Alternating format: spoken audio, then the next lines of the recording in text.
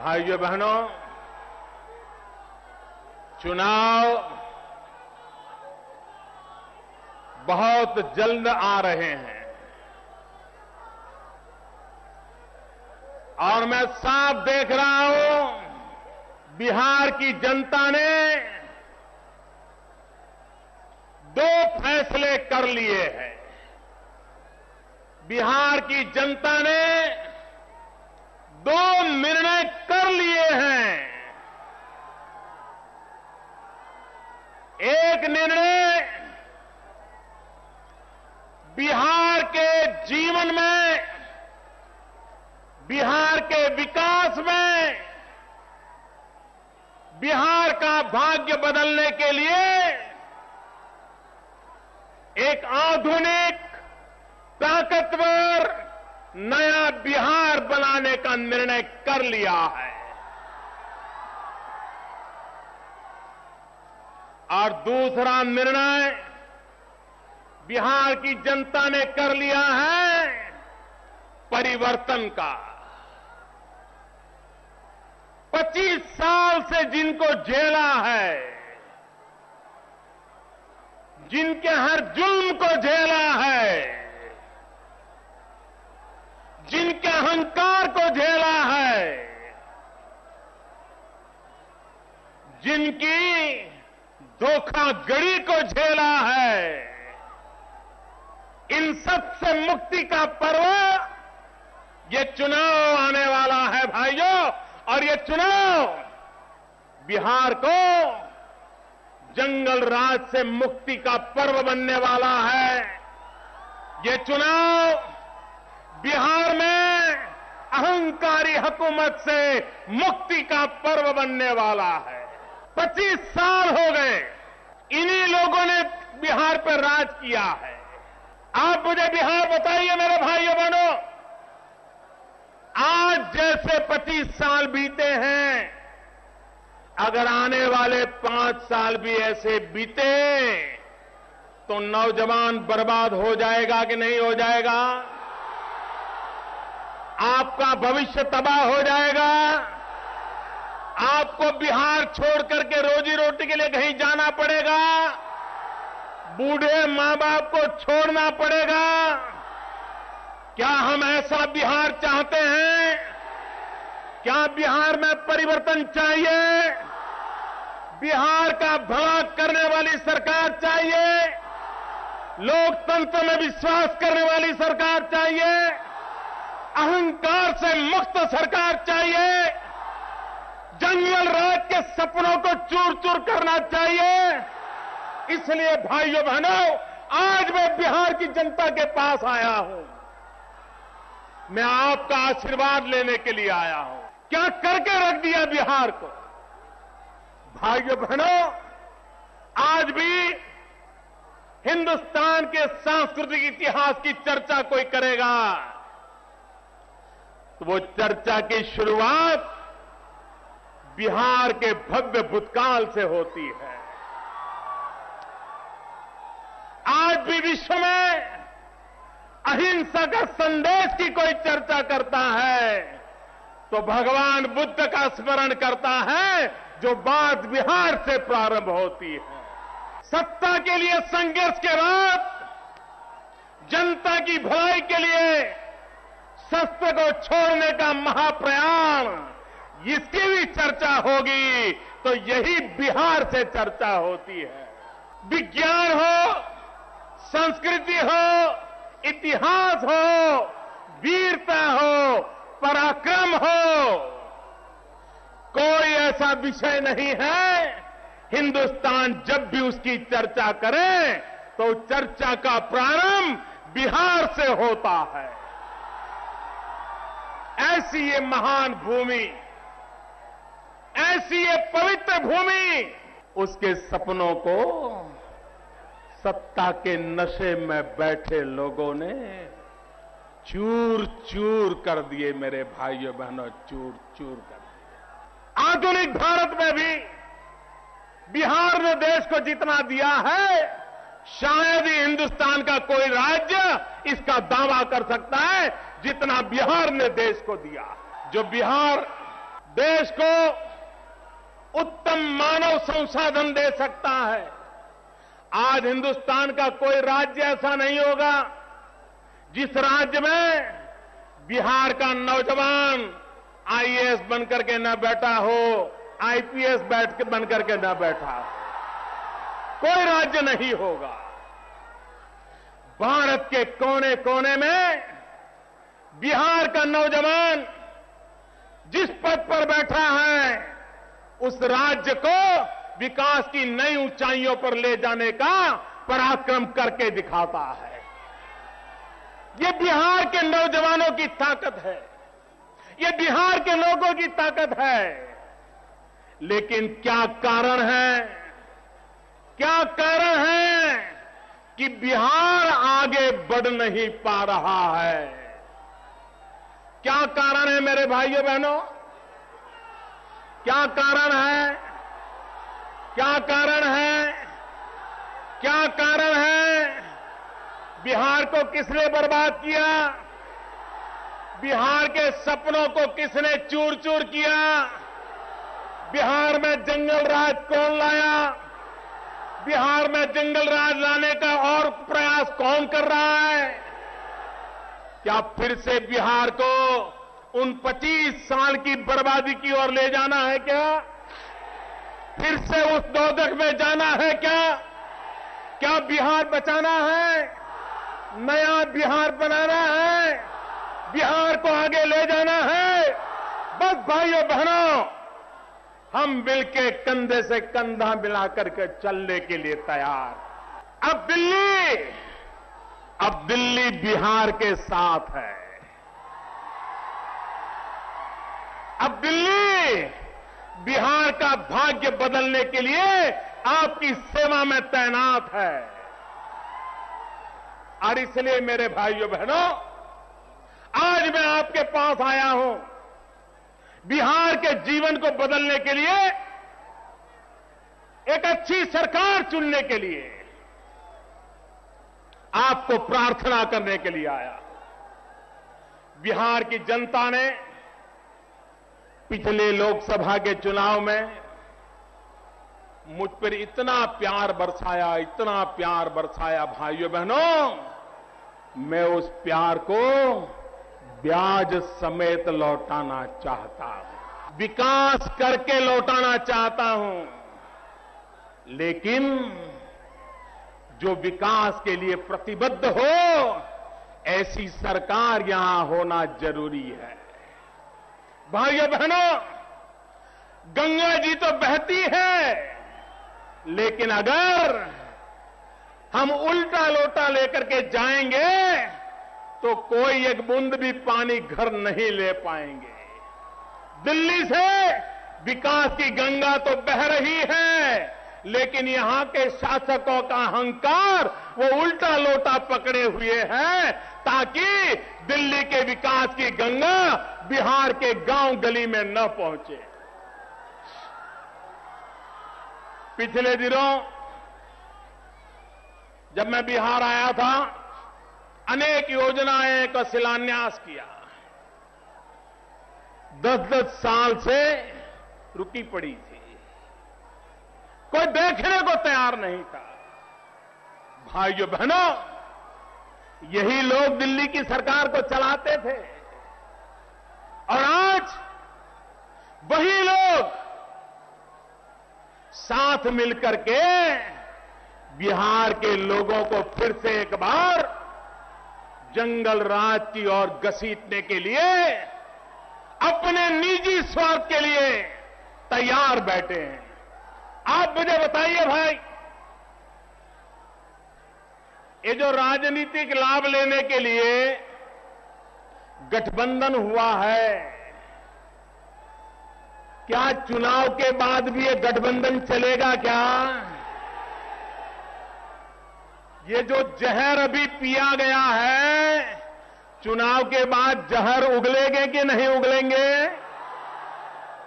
ये जहर पीने वाले चुनाव के बाद जब जहर उगलेंगे, तो जहर किसकी थाली में जाके पड़ेगा? जनता की थाली में पड़ेगा कि नहीं पड़ेगा? जनता मरेगी कि नहीं मरेगी, जनता बर्बाद होगी कि नहीं होगी। जिन्होंने जहर पिया है उनको जहर उगलने का मौका देना चाहिए क्या? ये जहर पीने वालों की अब जरूरत है क्या? जहर पिलाने वालों की जरूरत है क्या? मुझे तो पता ही नहीं चल रहा कि बिहार में भुजंग प्रसाद कौन है और चंदन कुमार कौन है, मुझे तो पता ही नहीं चल रहा।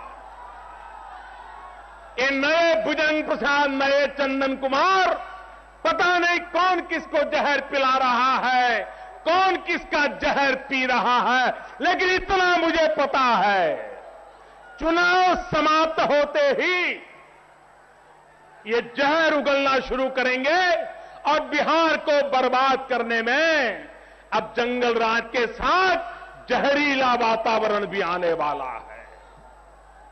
और इसलिए मेरे भाइयों बहनों, बिहार को बचाने के लिए समय की मांग है। अब देखिए, भारतीय जनता पार्टी की सरकार क्यों बनानी चाहिए? भारतीय जनता पार्टी की सरकार क्यों बनानी चाहिए?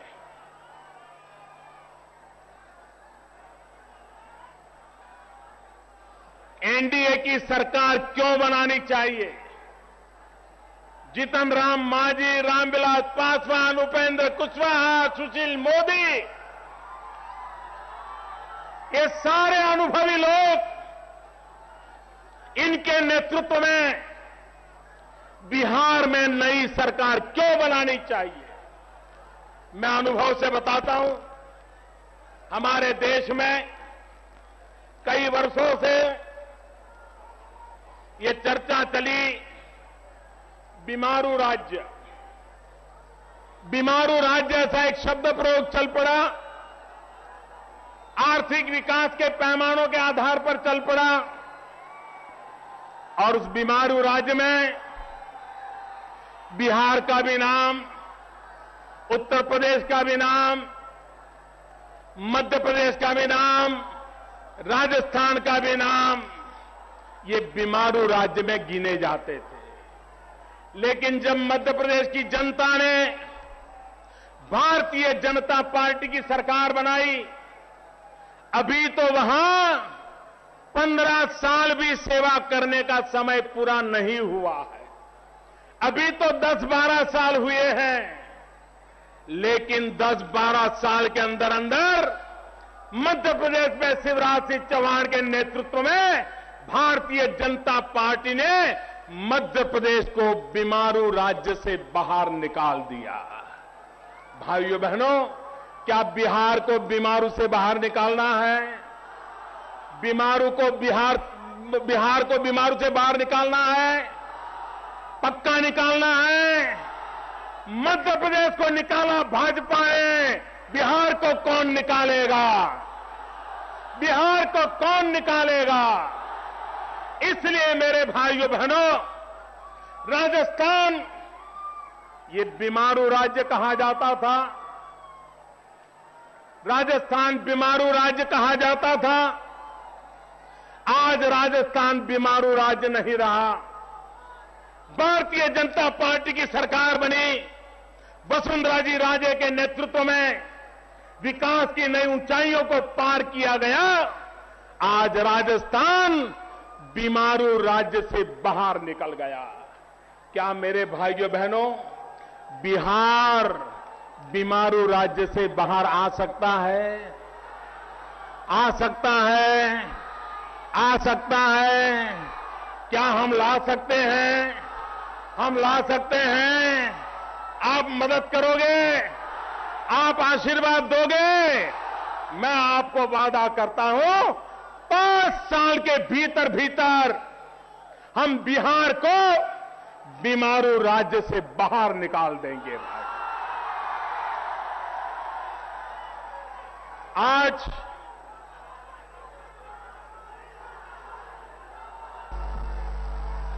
भाइयों बहनों, दुनिया में कई देशों में मुझे जाने का सौभाग्य मिला।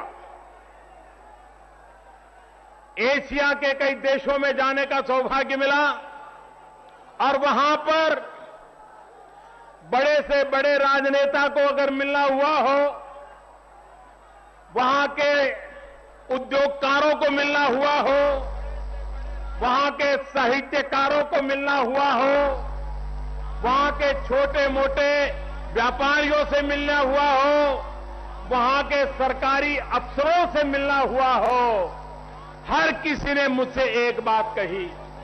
क्या कहा?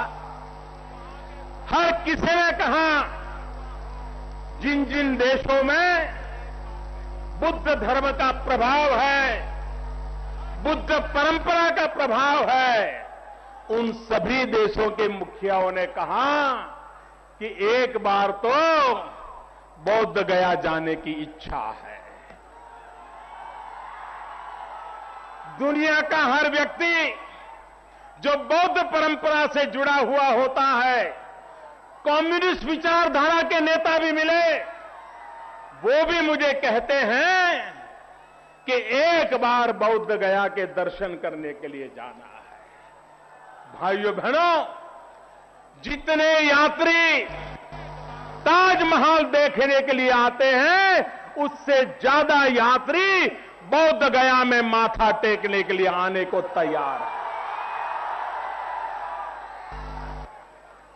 मुझे बताइए, क्या हमें बौद्ध गया को ऐसा बनाना चाहिए कि नहीं बनाना चाहिए कि जिसके कारण वहां से नौजवान नीचे उतर जाए? भाई, बौद्ध गया से ऐसा विकास हो, टूरिज्म का एक ऐसा क्षेत्र बने ताकि दुनिया भर में बुद्ध को मानने वाले लोग बुद्ध गया आने के लिए उनको व्यवस्था मिले। और इतनी बड़ी मात्रा में अगर यात्री आएंगे, मुझे बताइए, इस इलाके में कभी गरीबी रहेगी क्या? टूरिज्म एक ऐसा उद्योग है, टूरिज्म एक ऐसा क्षेत्र है जहां कम से कम पूंजी से ज्यादा लोगों को रोजगार मिलता है।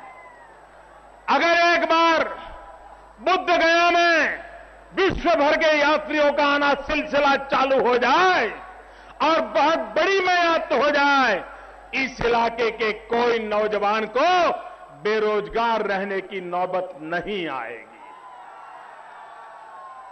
इतनी ताकत है उसमें। और गरीब से गरीब आदमी कमाता है, ऑटो रिक्शा वाला भी कमाएगा, बिस्किट बेचने वाला भी कमाएगा,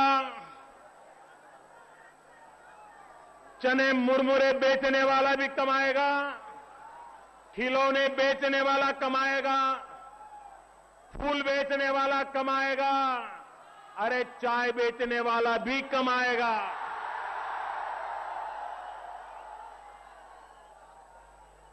लेकिन भाइयों बहनों, इनकी राजनीति, वोट बैंक की राजनीति इतनी है कि उन्होंने बुद्ध गया का विकास करने की दिशा में कोई प्रयास नहीं किया। इतना ही नहीं, जब यहां पर बम धमाका हुआ, पूरे विश्व के अंदर एक बहुत बड़ा सदमा पहुंचा। विश्व भर के बुद्ध को प्रेम परंपरा को निभाने वाले सभी देशों में एक बहुत बड़ा सदमा पहुंचा। लेकिन वोट बैंक की राजनीति में डूबे हुए लोग, उनको इसकी कोई परवाह नहीं थी। उनके लिए ऐसी घटनाएं आती है और जाती है। भाइयों बहनों, मुझे ये स्थिति बदलना है। मुझे बोध गया को पूरे एशिया में लोगों का तीर्थ क्षेत्र के रूप में परिवर्तित करना है और मुझे आगे बढ़ाना है। भाइयों बहनों, बुद्ध गया, ये गया पितृतर्पण का स्थान है। हिंदुस्तान का हर युवक, हर बेटा बेटी जब पितृतर्पण की बात आती है तो उसका एक सपना रहता है कि मेरे स्वर्गीय पिता का तर्पण मैं गया जी में जाकर के करूं। हिंदुस्तान भर के लोगों का यह सपना है कि नहीं है? पितृ तर्पण के लिए लोग आते हैं कि नहीं आते हैं? 125 करोड़ का देश हर वर्ष करोड़ों बड़ी आयु के लोग स्वर्ग सिधाते हैं। उनके संतान पितृगया में आकर के तर्पण करना चाहते हैं। करोड़ों लोग आने के लिए तैयार बैठे हैं, लेकिन यहां के समाचार सुनते हैं और इसके लिए आते नहीं हैं। वो पितृ भी नाराज होते हैं और यहां के लोगों की रोजी रोटी को भी नुकसान होता है। मुझे बताइए मेरे भाइयों बहनों, हर हिंदुस्तानी का पितृ तर्पण का सपना ये पूरा हो, ये व्यवस्था अच्छी होनी चाहिए कि नहीं होनी चाहिए? यहां के लोगों को रोजगार मिलना चाहिए कि नहीं मिलना चाहिए? आप मुझे बताइए, विकास करने की दिशा में अगर आगे बढ़ना है भाइयों बहनों, लेकिन अगर जंगल राज पार्ट 2 ये अगर आया फिर तो सब बर्बाद हो जाएगा। व्यक्ति जेल में जाता है, कोई व्यक्ति जेल में जाता है तो क्या सीख करके आता है भाई? कोई जेल में जाकर के आता है तो क्या सीख करके आता है? कोई अच्छी चीजें सीख करके आता है क्या? बुरी बुरी चीजें सीख करके आता है ना? जितनी बुराइयां हैं सब लेकर के आता है कि नहीं आता है? जंगल राज पार्ट 1 में जेल का अनुभव नहीं था। जंगल राज पार्ट 2 में अब जेल का अनुभव जुड़ गया है और इसलिए बर्बादी की संभावना ज्यादा बढ़ गई है। और इसलिए मैंने पिछली बार जब आया तब मैंने कहा था, आरजेडी का सीधा सीधा मतलब है रोजाना जंगल राज का डर। आरजेडी का सीधा सीधा मतलब है रोजाना जंगल राज का डर। और जो लोग अब उनके साथ जुड़ गए हैं, आपने देखा होगा अभी पटना में सवेरे सवेरे भारतीय जनता पार्टी के कार्यकर्ता को गोलियों से भून दिया गया, मौत के घाट उतार दिया गया। पटना में हुआ, इनके नाक के नीचे हुआ। भाइयों बहनों, ये जंगल राज की शुरुआत में है कि नहीं है? ये जंगल राज की शुरुआत है कि नहीं है? और इसके कारण ये जो जंगल राज पार्ट 2 आ रहा है, जंगल राज प्लस जेल का अनुभव जुड़ रहा है, जंगल राज प्लस जहर उगलने का अवसर खड़ा किया जा रहा है। उस समय मेरे भाइयों बहनों, एक तरफ रोजाना जंगल राज का डर और दूसरी तरफ जनता का दमन और उत्पीड़न। जनता का दमन और उत्पीड़न, जेडीयू, जनता जे, दमन डी, उत्पीड़न यू। ये जेडीयू, ये जनता का दमन और उत्पीड़न, और वो आरजेडी रोजाना जंगल राज का डर। आप मुझे बताइए, बिहार को ऐसे लोगों के हाथ में सौंपा जा सकता है?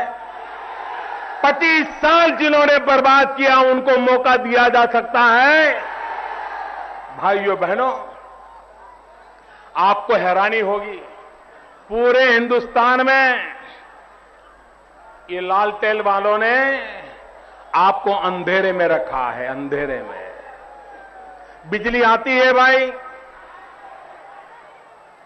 बिजली आती है, बिजली मिलती है।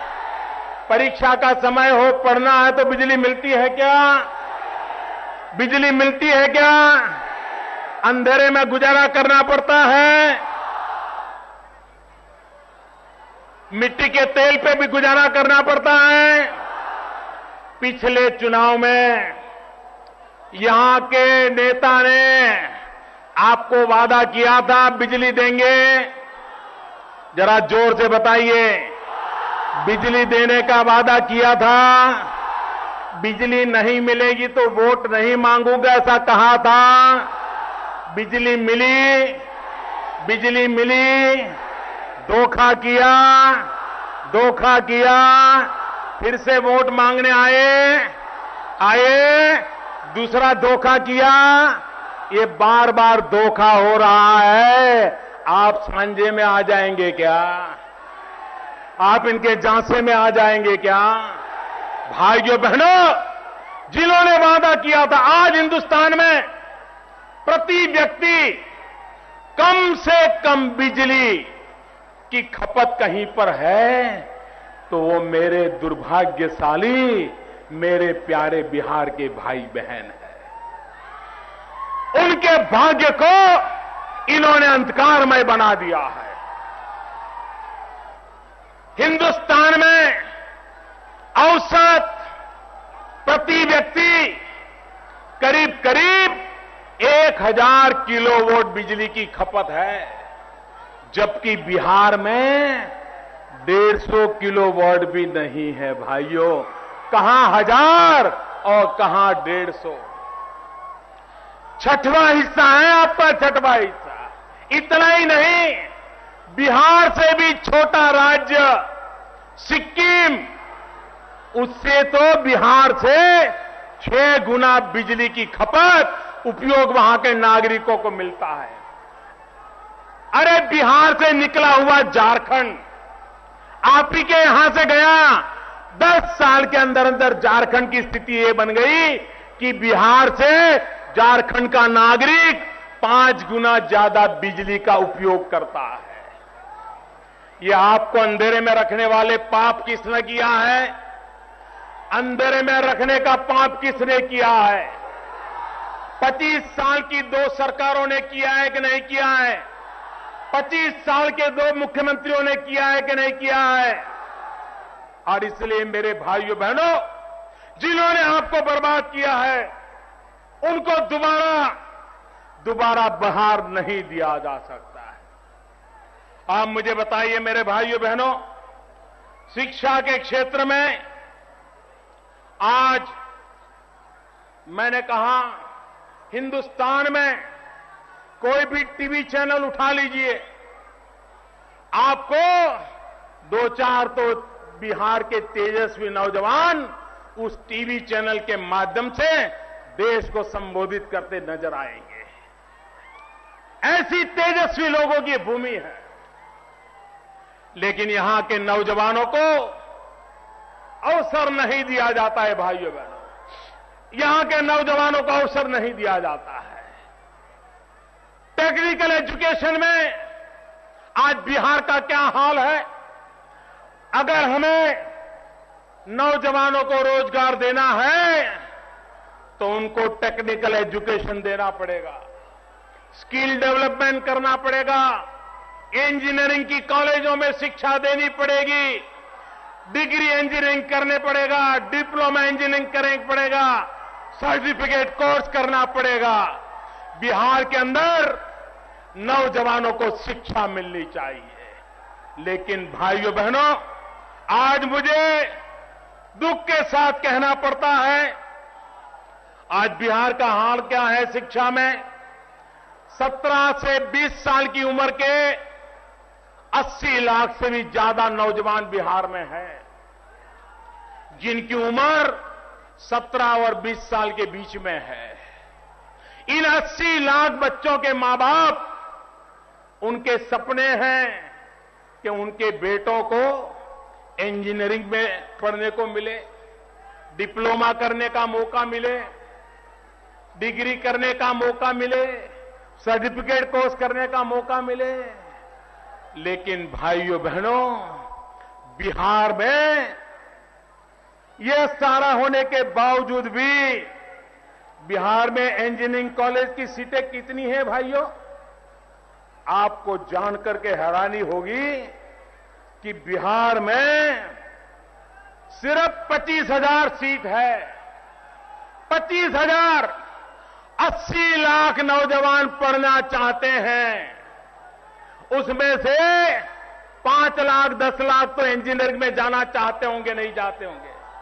सिर्फ 25,000 सीट है और ये जिम्मेवारी बिहार सरकार की है।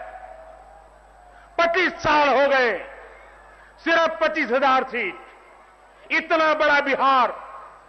दूसरी तरफ देखिए, हिंदुस्तान के और राज्यों की मैं बात बताना चाहता हूं जो बिहार से बहुत छोटे हैं। हिमाचल प्रदेश आपके पटना में जितनी जनसंख्या है, पूरे हिमाचल प्रदेश की जनसंख्या उतनी ही है। लेकिन हिमाचल प्रदेश में इंजीनियरिंग में पढ़ने के लिए सीटों की संख्या है 24,000। कितनी? और इतने बड़े बिहार में कितनी है? 25,000। इतने छोटे हिमाचल में 24,000, इतने बड़े बिहार में 25,000। क्या होगा यहां के नौजवानों का?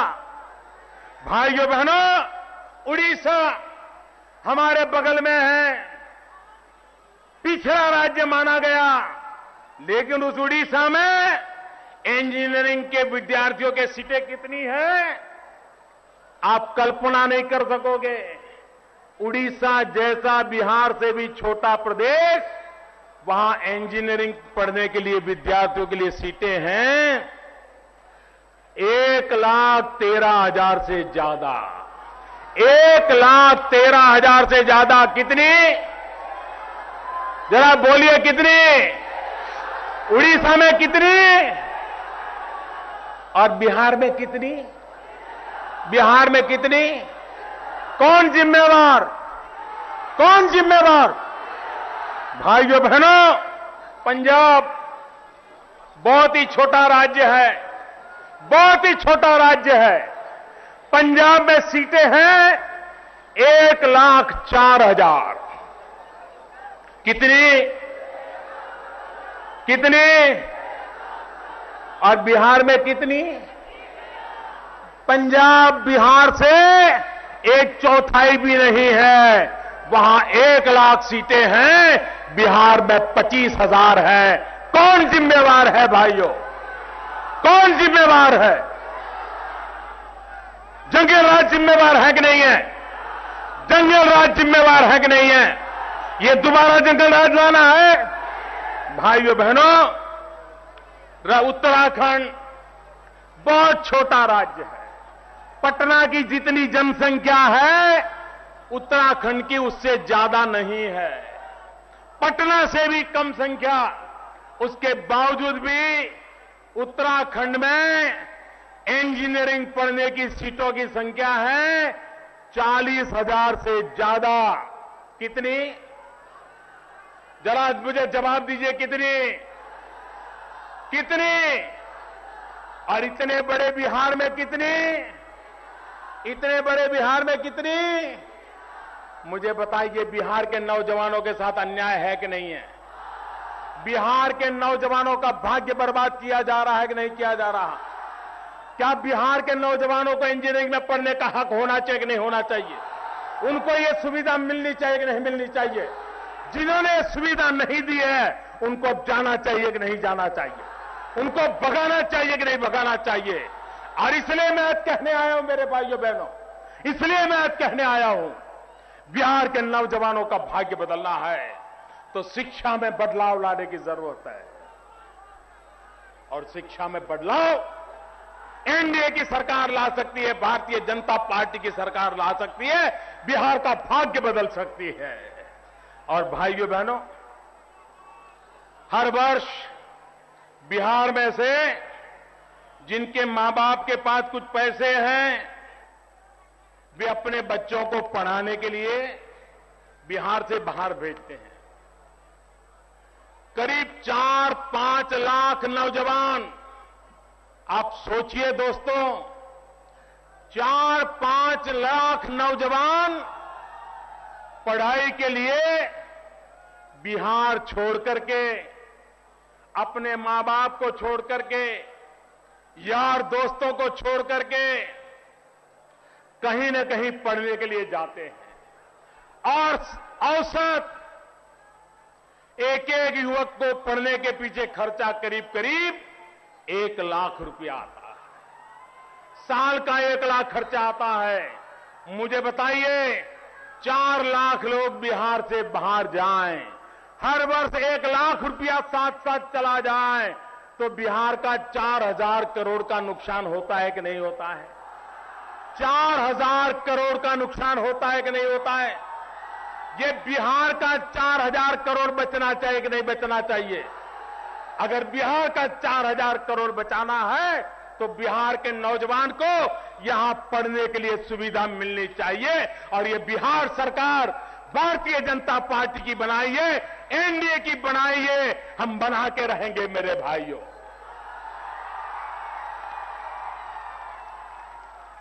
और इसलिए मैं आज आग्रह करने आया हूं कि हमें विकास के लिए वोट चाहिए। बिहार को जंगल राज से मुक्त कराने के लिए वोट चाहिए। धोखेबाजी से बिहार को मुक्त कराने के लिए वोट चाहिए। और मैं आपको भरोसा दिलाने आया हूं, मैं बिहार के विकास की यात्रा में कंधे से कंधा मिलाकर चलूंगा। अगर आप 1 कदम चलेंगे तो मैं 1.25 कदम चलूंगा भाइयों। आप 1 कदम चलेंगे, मैं 1.25 कदम चलूंगा, ये विश्वास दिलाने आया हो। और इसलिए मैं आपसे आग्रह करता हूं कि चुनाव के समय भारी मतदान करके परिवर्तन ला करके रहिए, बिहार का भाग्य बदल के रहिए। बहुत बहुत धन्यवाद। ऐसे में देश के प्रधानमंत्री द्वारा चुनी हुई पॉपुलर सरकारों और उनके मुखियों को विश्वास में ना लिया जाना प्रधानमंत्री और मोदी सरकार के घोर अहंकार और कोऑपरेटिव फेडरलिज्म के सिद्धांत का एक घोर उल्लंघन का सबसे बड़ा सबूत है।